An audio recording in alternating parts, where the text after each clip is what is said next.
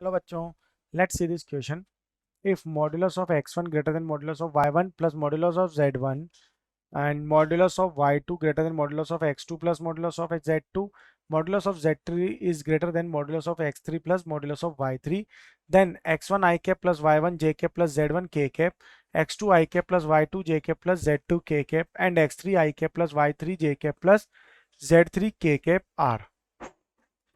जी क्या बन जाएगा यहाँ से. अब हमें जो गिवन वेक्टर्स वो क्या, अगर आपस में कोप्लेनर है तो ये होगा x1 y1 z1, x2 y2 z2, x3 y3 z3 is equal to 0.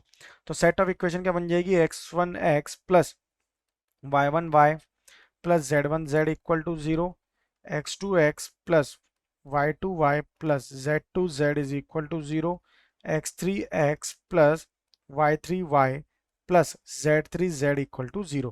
ये क्या है, इसका मतलब यहाँ पर ये इनके जो सोल्यूशन होंगे वो क्या होंगे, नॉन ट्राइवल सॉल्यूशंस आएंगे. तो यहाँ से जो गिवन सेट है उसके अगर नॉन ट्राइवल सॉल्यूशंस है तो X Y Z without loss of generality इन्हें हम अज्यूम कर सकते हैं कि x is greater than equal to y greater than equal to z. अब गिवन इक्वेशन के लिए that is x1 x plus y1 y plus z1 z equal to 0, हमारे पास क्या है, x1 x is equal to ये बन जाएगा minus times of y1 y minus z1 z. तो इसे लिख सकते हैं modulus of x1 x is equal to modulus of y1 y plus z1 z is less than equal to modulus of y1 y plus modulus of z1 z. So it become x1 x less than equal to y1 x plus modulus of z1 x. So modulus of x1 x is less than modulus of y1 plus modulus of z1.